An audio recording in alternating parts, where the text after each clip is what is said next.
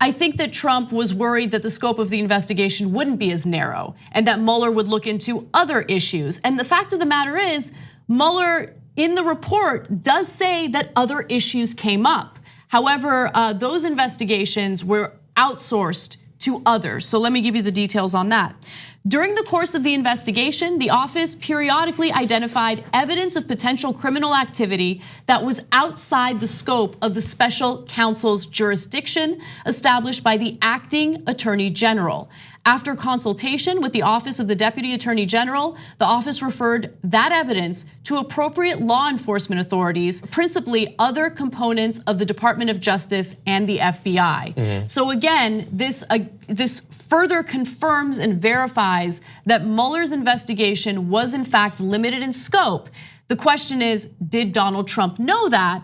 And had he not known that, then I can understand why there would be panic and a number of people refusing to be forthcoming about what was really going on.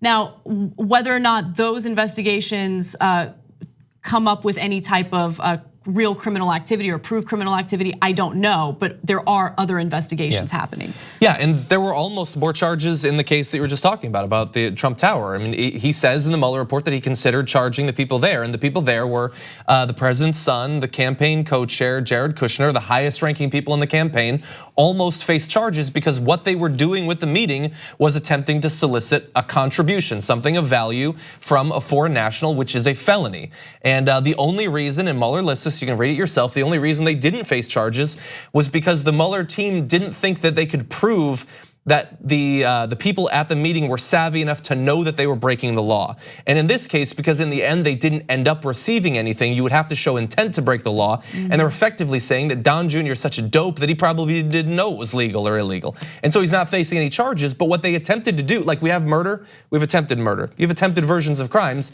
that's attempted coordination. They might not have actually done it, and it might not be enough to land them in jail, but it certainly is, it's bordering on illegal. It was an attempted crime, and it's certainly unethical.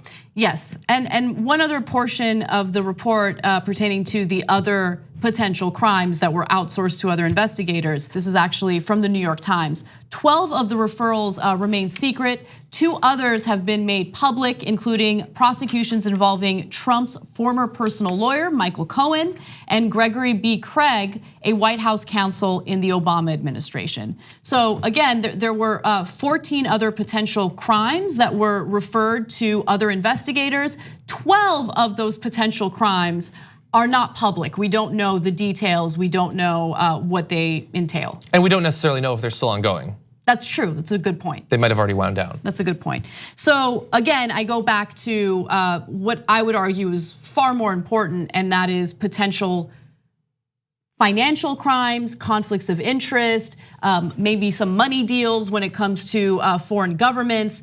That is something that would not only compromise the president if it's proven, but more importantly would give him an incentive to look out for his own best interests, which is financial motives or whatever, as opposed to the best interests of the American people.